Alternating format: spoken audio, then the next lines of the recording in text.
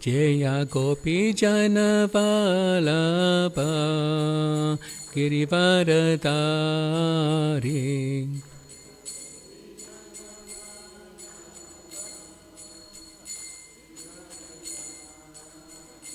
Jaya Gopi Janavalabha Girivaradari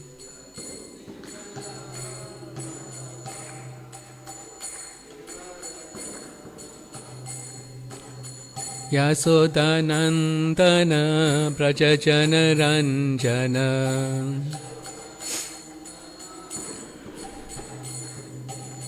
Yasodanandana Brajajana Ranjana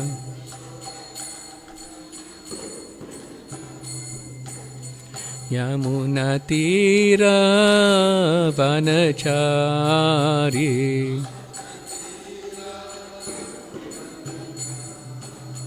Yamunatira Vanachari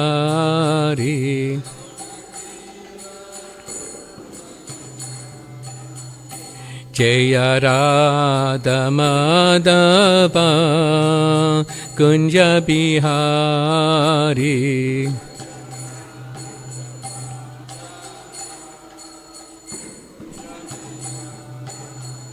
Jaya Gopi Janavalabha Girivaradari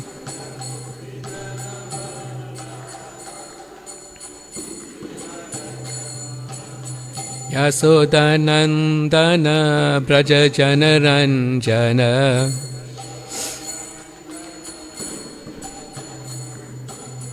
Yamunatira Vanachari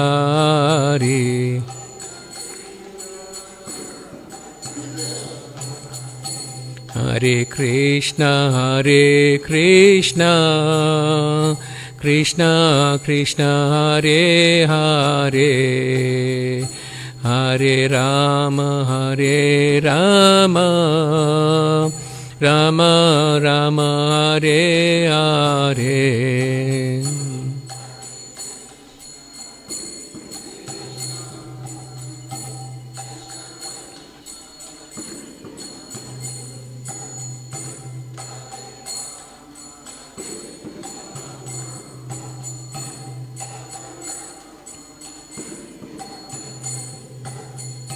Hare Krishna Krishna Krishna Hare Hare Hare Rama Rama Rama Hare Hare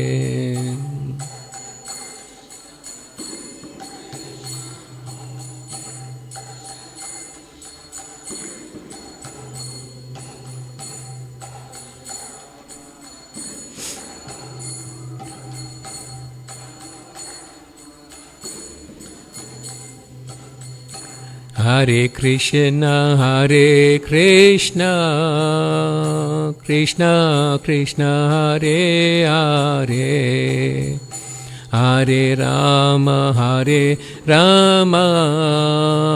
Rama Rama Hare Hare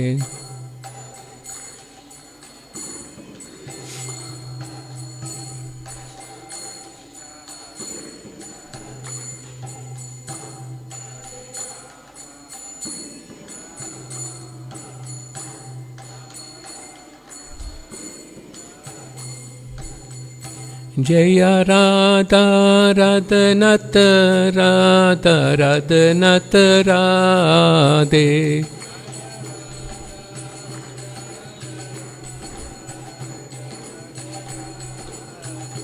Jaya Giri Govardhan Jaya Giri Govardhan Giri Govardhan Jaya Giri Govardhan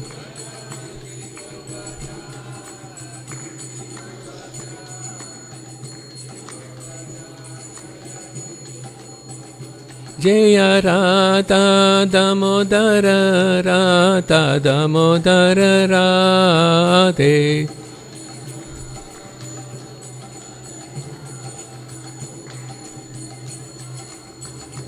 Jaya Gaura Hari, Jaya Gaura Hari, Gaura Hari, Jaya Gaura Hari.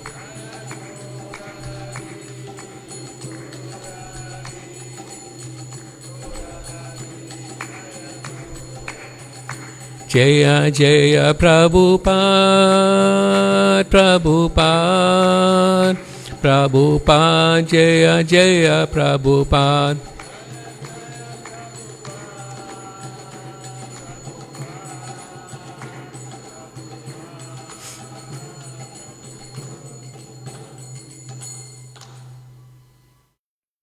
Hare Krishna.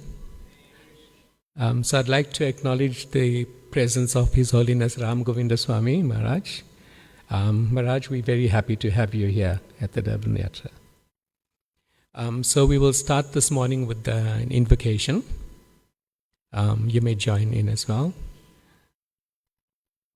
Om Idyana Timanandasya Jananjana Salakaya Chakshurin Militam Yena Tasmei Shri Gurave Namaha Shri Chaitanya Manobhistam Stapitam Yena Bhutale Swayam Rupam Kadamayam Tadati Swapadantikam Vandeham Shri Guru Shri Yuta Padakamalam Shri Gurun Vaisnavamscha Shri Rupam Sagrajatam Sahagana Raghutatan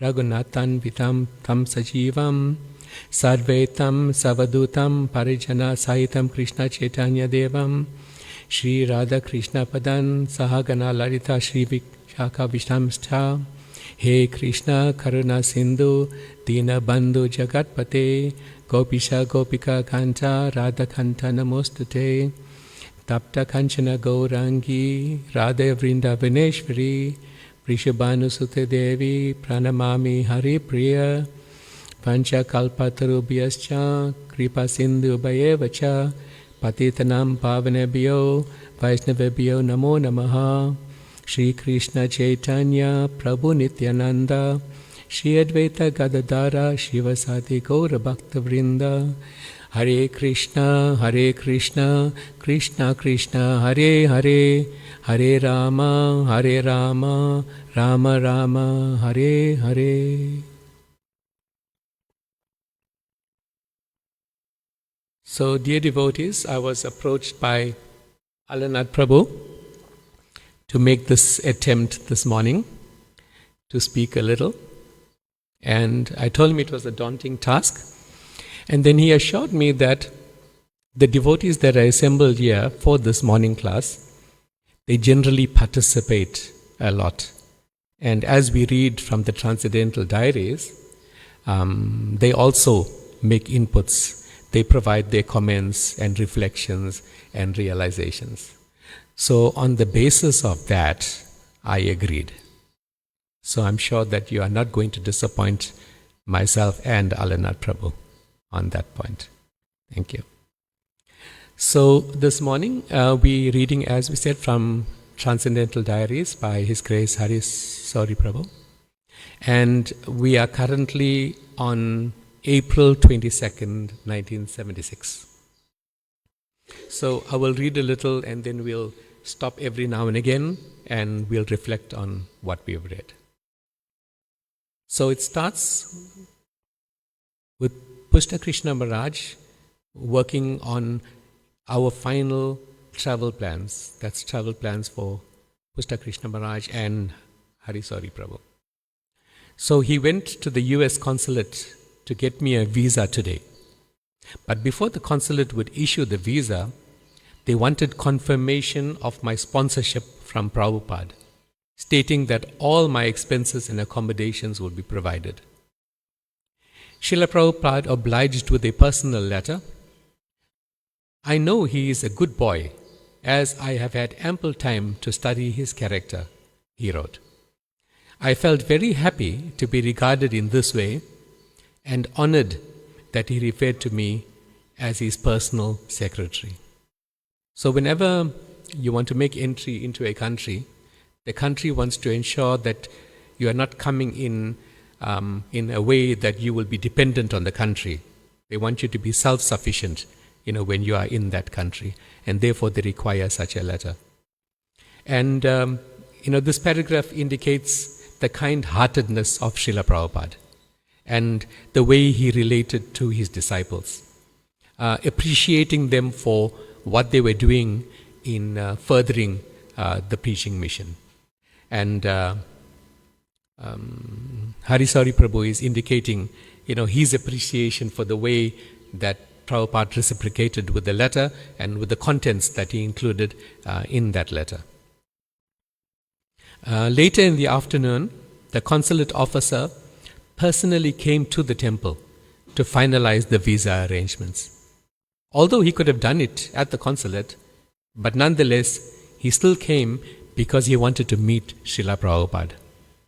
And Srila Prabhupada graciously received him, and he was very friendly and respectful, obviously happy to meet a great spiritual leader.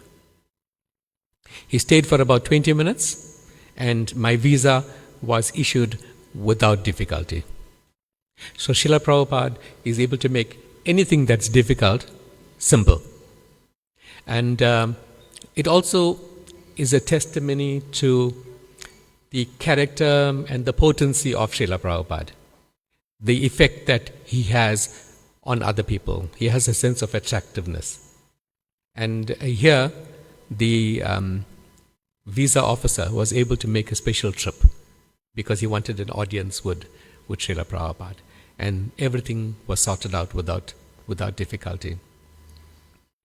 So, one of the things we pick up is the caring nature that Srila Prabhupada has for his disciples, and also the effect that he has on other members of the public, not necessarily those that are part of the Krishna consciousness movement. And I think what is important also to realize is that the sense of appreciation of devotees and disciples for what they do. And when I read that, I was reflecting on some of the ways in which we take for granted a lot on a day-to-day basis. As either resident devotees at the temple or as members of the congregation, different things happen every day, by different kind arrangements. But we simply come, participate, and go. But it's not very often that we reflect on all the things that had to happen in the background to make each of these events possible. And I was reflecting just, for example, on the Sunday Love Feast program. The amount of time, the number of hours in advance that a group of devotees would have to get together in terms of cleaning all the vegetables, getting all the bhoga ready, and preparing the meal. The number of hours that go in there. And then once it has been prepared, transporting it to the prashada maki. And it doesn't stop there. The whole serve-out process. And it doesn't stop there. Long after everyone has honored prasadam and gone back home happily, there's a team then that has to clean up, mop up, decant, take care of the excess prasadam. So if you look at the number of hours that goes in from the beginning to the very end, and if you look at the short number of hours that we come to the temple to attend the program and go, we sometimes don't appreciate the devotees for what they do. And I think it's important every now and again to reflect on that and to express our appreciation as well when we go down to take prasadam. And also, one step further, to try and consider ways in which we can assist in the different processes, in the different festivals that are put up at the temple. So in the afternoons, it was a general practice for Srila Prabhupada to receive visitors. And there were always arrangements where different members, often dignitaries, sometimes members of other religious organizations, would come, and Srila Prabhupada would have conversations with them. And when there were no visitors, then during that time, Srila Prabhupada would spend time with his senior devotees. He always made time to cultivate his disciples and to ensure that they become expert. He placed a lot of emphasis on training. So today, he chatted a while with Pushta Krishna and me before the guests could arrive. So there was some time and he took advantage of that. Srila Prabhupada does not waste any time because he takes time as being valuable. He uses it to the optimum. And such informal conversations are always extremely sweet, and they give us an opportunity to ask specific questions and also to find out more details about Srila Prabhupada's past activities. So this is quite important. We can associate with our spiritual master in two ways, through Vani and Vapu, through personal instructions as well as through personal association. And through his instructions, taking association is good. But better than that is through Vapu to take personal association. And as pointed out here by Harisari Prabhu, there are so many advantages of taking association, in a personal way, that you cannot get through taking association through the instructions of a spiritual master. So it gives the spiritual master an opportunity of getting to know you, a little better. And it also gives you a chance of getting to know the spiritual master also a little better, and his mood and his vision. And that also helps you in your service to him and also in your service to the mission as well. So whatever advantage we can take of being able to associate personally with our spiritual master, we should take advantage of that. I recall something that is personal to me in this regard. There was a time when I had the opportunity of driving my Guru Maharaj to different programs, and he also asked that my wife Subhadra accompany me, and it was good that we were able to go together. And we often had conversations, in the car on the way to that destination. And so once he raised the topic of what we are doing, how's our work going, and he asked about Subhadra and her teaching, because that's what she was doing. She was a teacher. And then he asked, so when will you be stopping, teaching? I suppose you're just continuing for the time being, just while you are building your house, just so that the finances will help. So I suppose when you complete the building, you might consider leaving. And at that point, we had no thought, about any of this. Because how when we are materially conditioned, we go day by day, year by year, without thinking, out of the box. Because we all believe that, we need to work, we need to make money, because with that money we can do so much more, which is true to a point. But here, because of that personal association, Maharaj planted the seed of helping us to stop for a moment, this busy, conditioned life that we were leading, to think about it a little more. And so it did help a lot, because a few years later down the line, Subhadra decided, I think it's time, and that was it, without a second thought. Fortunately, by some kind of arrangement, financially, we were able to have that happen. So that's just an example of how sometimes we may not stop to reflect and to think about our personal situations, but because of that personal association, with my Guru Maharaj, it gave us an opportunity to think and reflect and make certain decisions. So we should take advantages whenever we can with that personal association.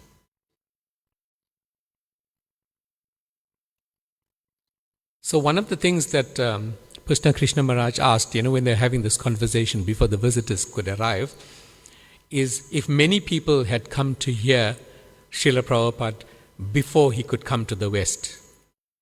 And Srila Prabhupada answered, people were coming, Prabhupada said, but he had no time to visit many places or people because he was busy with his writing.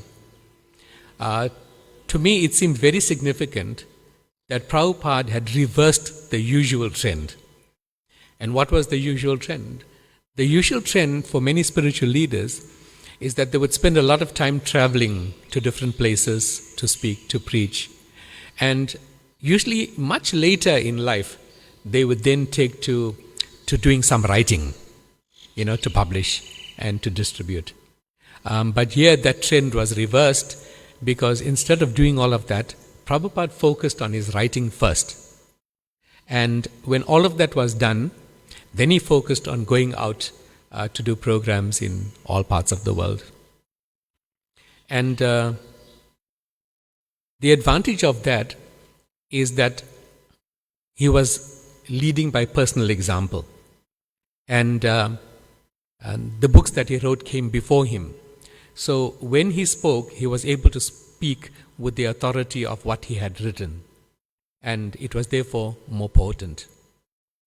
And it is also mentioned that this was a very good trend that he reversed, because this trend was also in keeping with the teachings of Lord Chaitanya Mahaprabhu. Because as you know, Krishna gave us so many instructions in the Bhagavad Gita, but as mankind we were not able to follow. So Krishna came as Lord Chaitanya Mahaprabhu to show us how to follow. So in other words, leading by personal example. And so Srila Prabhupada followed in the footsteps of Lord Chaitanya Mahaprabhu. And that is the definition of Acharya, one who leads by example. And that is definitely a quality of Srila Prabhupada. So by this time, Prabhupada received 3 guests. They were Mike Gordon, Brian Singer, and Doug Warwick. And they all had read some of Prabhupada's books. Brian especially was very interested and asked many questions, particularly regarding the nature of the soul. And that's quite an unusual question, for people who are coming from other religious backgrounds to delve into the nature of the soul. So Prabhupada spent most of the hour elaborately explaining how the soul is different from the body, emphasizing that to understand this is the first step in higher knowledge. This is often regarded as the ABC of spiritual understanding, knowing the difference between the body and the soul. Shri Shri Radha Radhanath ki, Shri Shri Giri Govardhan ki, Shri Shri Gaurahari ki, Srila Prabhupada ki, Go Premanande. And Prabhupada continued that if one does not make an effort to understand the soul and consciousness, then he is simply an animal. And you would have noticed that Srila Prabhupada often uses this analogy of animal. And he wants us to understand that if we want to consider ourselves human, there are certain characteristics, there are certain qualities that we should possess that would make us different from an animal. Otherwise, we are nothing more than a sophisticated animal. So, he was recalling the problems that the custom officials created when they entered into Australia. And Prabhupada illustrated what happens when humans do not use their opportunity for higher knowledge properly. If we do not take advantage of this human form of life and try to understand ourselves and God, then we are simply cats and dogs. So he talked about Australia. So who did Australia belong to? Before the English came into Australia to invade Australia, Australia belonged to another group of people. But when the Englishman goes in, then it becomes their land. So this is what's happening throughout the world. People are taking over land that were occupied by other people, and then they make it their own. And if you look at most of the wars that are fought, even if you look at the shameful situation now with Israel and Palestine, what is the fight all about? It's about land. It's about being able to reign supreme over a particular property. And the lives that are lost as a result of that are just hard to conceive. And when you look at the fact that it's civilians, people who are not part of armies, ladies and children, that are the casualties in this war. So Prabhupada made a very, very strong point about this. And he indicated that all nations need to realize that all land, this entire earth planet, is the property of Krishna. And the problem we create is when we decide that this is mine and this is yours and this country is mine and this is yours, and you can come here and you can't go there, and we're going to check whether you can be allowed here and allowed there. And yet all belongs to Krishna. And yet they have so much of power over people in terms of controlling entry and exit. So Prabhupada spoke about this because of the problems that they themselves encountered when trying to get into Australia. And he also used the analogy of barking like dogs. If there's a bone that's available and there's one bone but there's a few dogs around, they would all bark and fight with each other for that bone. So he's likening that to the kind of wars that we are having nowadays, where different countries are fighting or different sections are fighting for a particular piece of land. And this kind of war is different from the kind of war that we read about in the Bhagavad Gita. That is a war fought by armies. The ladies and the children are left out of such wars. So the kind of wars we have now are completely different from the kind of war that is described in the Bhagavad Gita. So one of the visitors, Brian, was in agreement with everything that Prabhupada was speaking. But he also asked a question about whether it is necessary to live in the temple if you want to be Krishna conscious. And what do you think Prabhupada's answer was to that? Was it a yes or was it a no? Is it necessary to live in the temple if you want to follow Krishna consciousness? Yeah. His answer was no, but also yes. He said it is not necessary, but it is certainly an advantage. There are much more advantages if you live in the temple. There are much more opportunities that you can take advantage of. And there's much greater absorption that you can have in Krishna consciousness if you are living in the temple.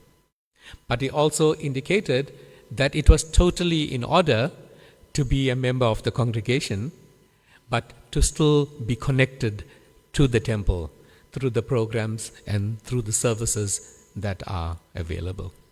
And this is a good lesson for all of us to take, to look at how, irrespective of our situation, whether resident or whether a member of the congregation, how can we contribute to Srila Prabhupada's mission? And this was significant because, as you all know, Prabhupada was not always, a spiritual leader, full-time. He also was a businessman. He was a pharmacist. And Brian knew this, so he asked Prabhupada how he found the transition, of moving from being a businessman to being a sannyasi. And Prabhupada gave a reply to this. He says there are different situations we go through in life, and he was speaking about the Varnashrama system. And he was speaking about the fact that first you have to be trained up as a brahmachari, and then you retire from family life, from grihastha life, and then you can become a sannyasi. And that is a general procedure, not that you will stick to any one position. So the point he was making is that we go through phases in our life. And if we lived till 100, then these 4 phases are meant to be roughly like 25 years each. A quarter of our life is meant to be spent in each of these ashrams. So he says, so one can change. So he says, if you're a businessman, it doesn't mean you've fallen. It doesn't mean that you are in Maya. Even a businessman can become a first-class Krishna conscious person. And then Brian asked, and Doug asked, and can you still be a businessman, even after you've taken to Krishna consciousness? And Prabhupada says, yes, why not? And then he gave the example of Arjuna, who was so spiritually advanced, but he was also a military man as well at the same time. So he was trying to explain that it is possible to do both side by side. It is possible to dovetail both of them. And I think in this way, it also brings out that Srila Prabhupada was making the point that Krishna consciousness is for anyone and for everyone. It doesn't matter what our situation, what our standing is, there is an opportunity for us to be trained to become Krishna conscious and take advantage of what is to offer. So when the guests left, Srila Prabhupada relaxed for a while before going down into the temple to give his nightly lecture. So that's what he generally did in the evening. And in that evening lecture, he emphasized a lot about cleanliness. Cleanliness of the body, the mind, but also cleanliness of one's surroundings. And he spoke about the utensils that are used for cooking and how they would have to be spotless. And that some of the brahmanas that were cooking, they would refuse to cook if a pot was tainted in any way. Even if it had some black spot, not even on the inside, even if it was on the outside, and they would refuse to cook. So he was emphasizing the need for being very, very critical about that. But he also quipped, he says, but what is happening in our temples nowadays? So I think it's important for us to maybe reflect on that, to check the level to which we are maintaining that standard as well.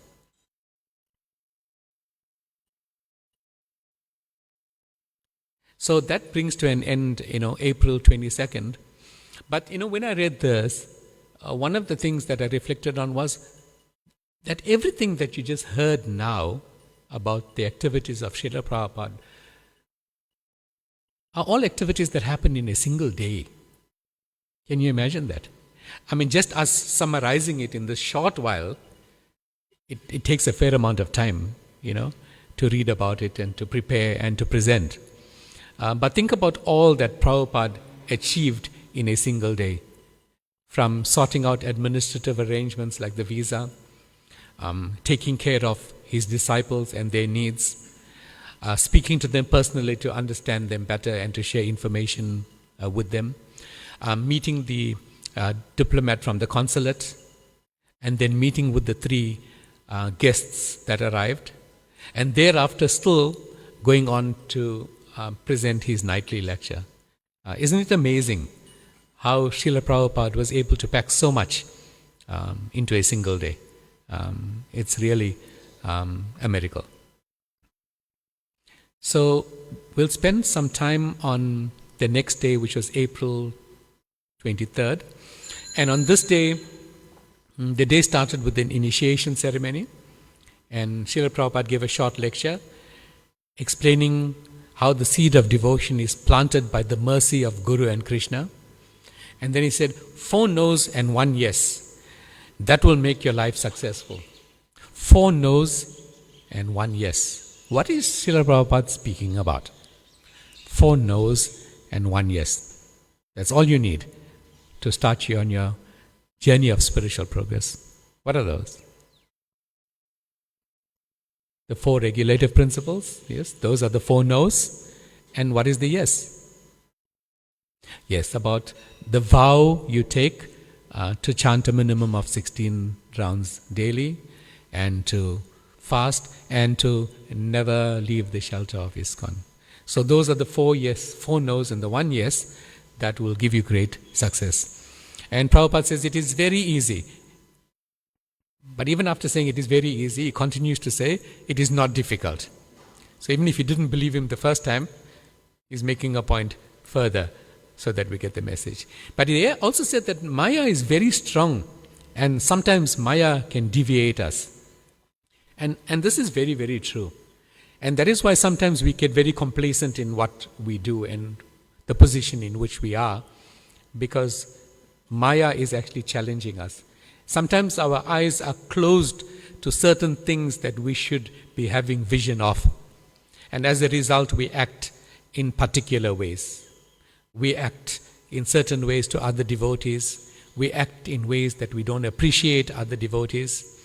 We act in a way that we are spectators in ISKCON and not participants of the movement as members of the society itself. So it is often important to reflect on this Maya that envelops all of us, and to get out of that and step out of it and reflect on it.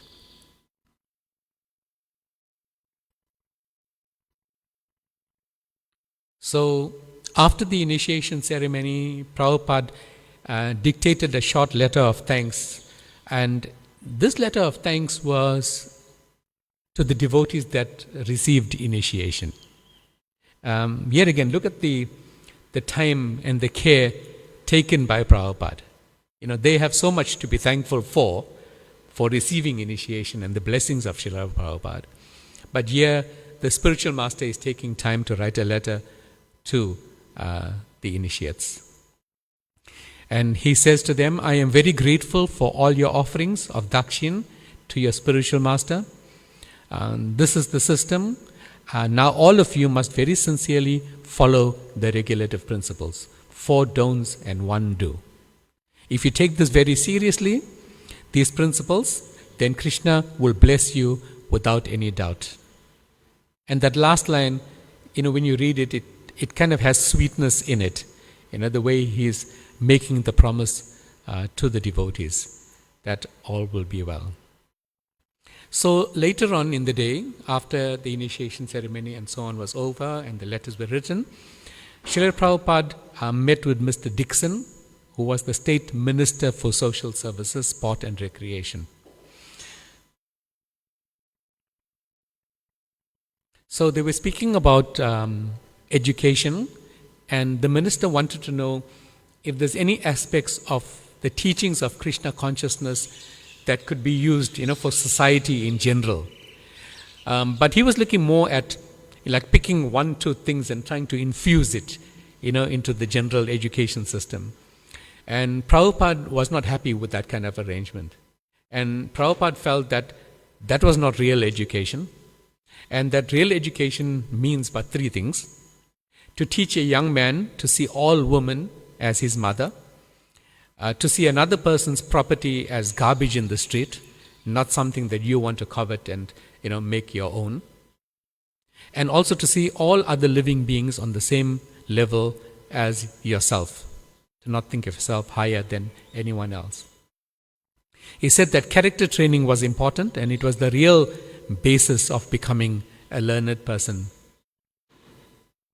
And he also added over and above this, something that he mentioned earlier on as well, about everything belonging to Krishna, that it is important to understand how everything in creation is the sole property of God.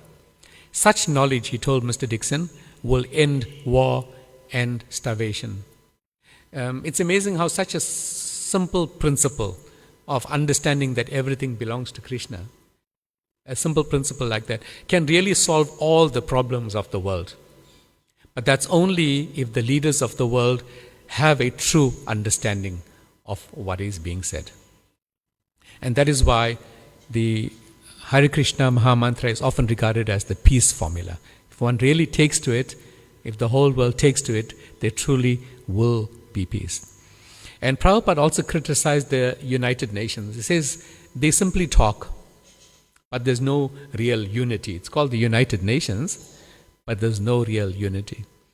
In fact, on reflection, once I read that if you really think about it, the real United Nations is ISKCON. It is the United Nations of the spiritual world. Because if you look at ISKCON and the fact that it is established in so many countries throughout the world, it's actually holding and connecting different parts of the world together through the ISKCON institutions that exist. So it really is the true United Nations. But he criticized the United Nations as we know it. He asked, why don't they pass a resolution? They're always passing resolutions. Why don't they pass a resolution indicating that all land in the world is the property of God? He says, no, they won't do that. They will not do that. He says, you are claiming this land, he's speaking to them, as your own and not allowing others to come. He explained that if the land were properly utilized, no one would starve. Like at the moment, there's a lot of starvation in many countries in the world. And we always say there's a shortage of food. There's a shortage of land to produce food. None of those two are true.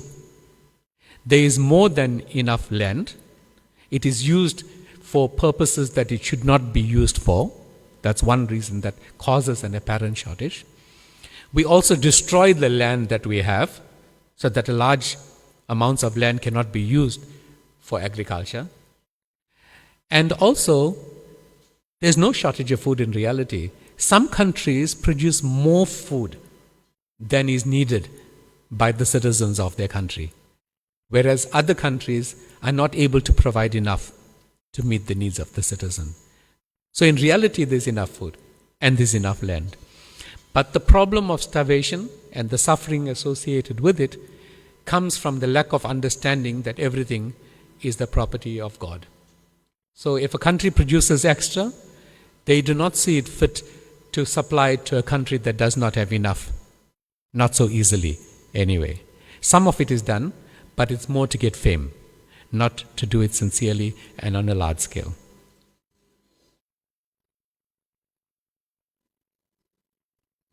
So around midday, Srila Prabhupada normally took his massage in his sitting room, and while there, Prabhupada answered a couple of letters.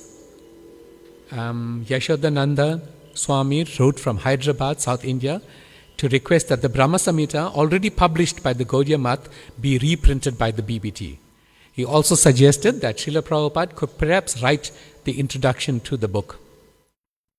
So, sometimes when a person is in a position of leadership, you could have a kind of leadership that is autocratic, where all decisions, must be made by you.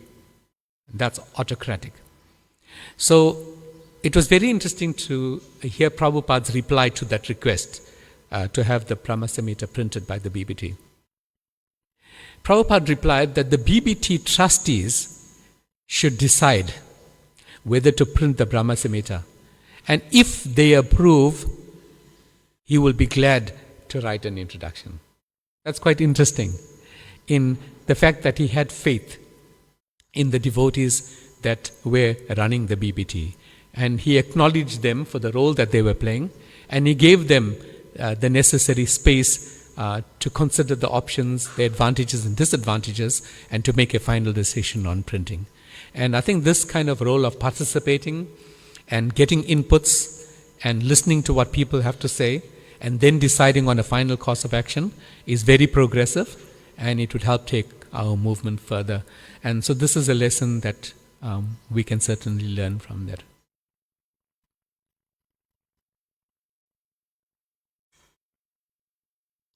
And so there was also one more meeting that Prabhupada had for that day. There were some people that were interested in meeting Srila Prabhupada. There were two young men from a Mormon church who came to visit Prabhupada on this second day. They were very respectful and seemed to appreciate the disciplined life of Prabhupada's devotees. And this is important for us to reflect on that statement, because as devotees, we must realize we are not independent, we are not individuals. We are connected to Srila Prabhupada. We are ambassadors of Srila Prabhupada, and we are also ambassadors of ISKCON. So wherever we are and whatever we do, our conduct must reflect that. We must realize that we are being judged not as individuals, we are also being, the society, and Prabhupada is also being judged by that. Which brings me to a video that I saw which went viral, where there's a devotee who is allegedly, involved, in some crime. And there was a video of it where there were a whole lot of people protesting from, I think, related to the family of the man that was killed. And one of the things that I heard the public mention in that video is that, he's a Hare Krishna devotee and he behaves in this way. And I went cold, when I heard that, because that's not something that we want to hear about Srila Prabhupada's mission, what he gave his life for and for ISKCON. So it's very important to reflect on everything that we do and everything that we say and the way we behave, not only with devotees, but also with general members of the public, because we are ambassadors, and we must not forget that. So Prabhupada spoke to the two young Mormon men from the church, and there were two main points of contention. When you think of Christianity, and when you think of Hinduism or Krishna consciousness, there are 2 points of contention that always comes, one to the other and the other to the one. The one that they always put forward is, our idol worship. They always speak about that. So Prabhupada took some time to explain that, to explain about idol worship. And the fact that, God is everywhere, Krishna is everywhere. So even in a form that is created that looks, non-living, which looks material completely, it is really spiritual. And we are all aware as well that different ceremonies and mantras are invoked to invite the Lord into that form. And thereafter the Lord is residing in that form. And then on the other side, in reverse, Srila Prabhupada always took the advantage to attack the issue of the one commandment, which is not followed. Which one is that? Which is related to meat eating? Thou shalt not kill. So Prabhupada always hammered on that particular point whenever he met with them. Sometimes there would be some kind of opposition, when these debates took place. But Prabhupada was very diplomatic. He always had a way of, bringing them back. Even after saying what he wanted to, he attacked, but he had a way of making them more favorable, so that at the end, they still had respect for him. I don't think we can do this, We would create more enemies if we had to deal with these kind of issues the way Prabhupada did. But he had the potency of still keeping them favorable.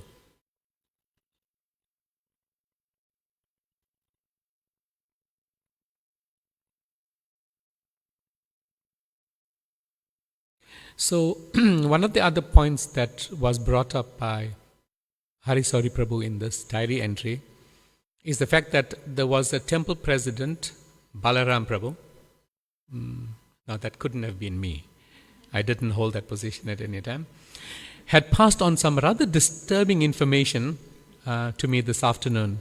He said that Pushta Krishna Swami had admitted to him that he is presently only chanting 2 rounds of japa a day. Hare Krishna. Instead of the prescribed 16. The reason he gave was that he was overloaded with work, because he has to transcribe Srila Prabhupada's nightly dictations on the Srimad Bhagavatam, as well as do all the other duties of the secretary. Now, this is a very interesting situation, context, scenario for us to consider. I don't know about you, but there are days, sometimes many days in the year, where we feel the same way. When there's festivals going on, you are so busily engaged in preparation of the temple room, of the altar, of the prasadam, and so many different things, that in that entire day, you really don't have much time to complete your 16 rounds in a very favorable way, with the right mood, with the right absorption. So this is a challenge, and it's important as devotees that sometimes we need to have conversations with each other and sharing how we manage this situation, how do we handle it, how do we overcome it. So that's important. So what should be done in a case like this, where a devotee is admitting to another devotee, but you come to hear about it? What do you do? Do you report it to Srila Prabhupada? If you do, you could break the trust of that devotee. Then that devotee will never speak in confidence anymore and reveal his heart to other devotees. So that's a problem. Do you keep quiet about it? What's the problem? If you keep quiet about it, then that devotee will not be rectified, that devotee will not be assisted. The devotee is not doing it deliberately also. But some assistance may be required in how to dovetail everything that is to be done. Is it maybe necessary to speak to Prabhupada, to indicate that you are having a challenge, because you're supposed to be able to speak your mind to your spiritual master also in confidence. And then maybe Srila Prabhupada may realize that maybe I am giving you too much of service, and that I might have to give you some opportunity also to complete your runs. Can you see there's so many perspectives on this?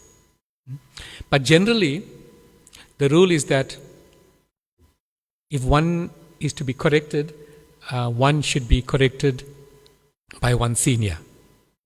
Not by one's junior, because one is not qualified to correct someone's senior, and not also by one's equal, because one's equal needs to remain your friend.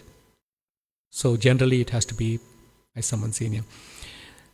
I know you kind of in suspense as to how this problem was resolved. It wasn't resolved. I need to tell you that. So it was decided that we'll just wait and see what happens. So that was the avenue that was taken. So there's a little more, but that kind of brings us largely to the end.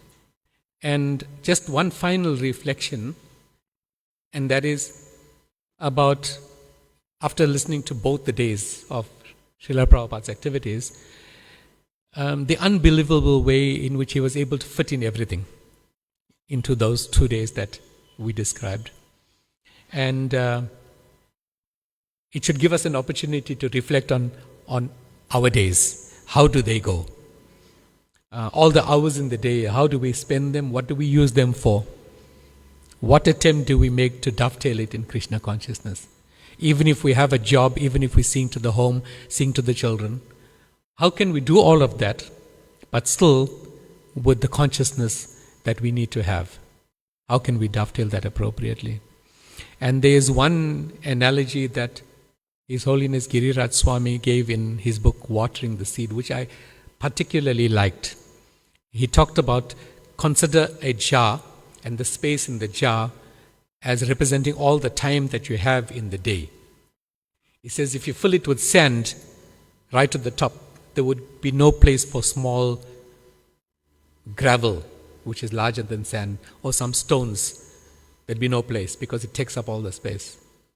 And the small grains of sand represents all the things that we do in the day that are really insignificant. They're not really favorable to our Krishna consciousness.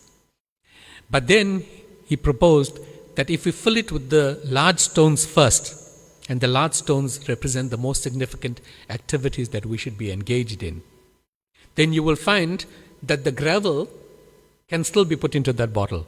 It will still trickle through and find space in that bottle. And even more so, there would be space for the sand. The sand would find space and trickle through the stones and through the gravel, and you would still be able to get all three in. But that can only happen if you start off with what is most important. Those activities that are favorable to Krishna consciousness. And hence the way we start the morning, is important. With puja, taking care of the deities, dressing them, offering something to them, doing one's chanting. Those are the activities that are important, that should gain priority. So we have come to the end, and I want to thank Alanath Prabhu for engaging me in the service, and I want to thank all the assembled devotees for listening. And I trust that through all of this, both yourselves and myself, because when you say something, it becomes more conscious in your own mind.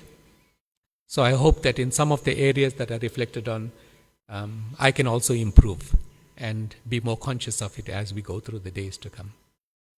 So thank you very much. Srila Prabhupada ki jai.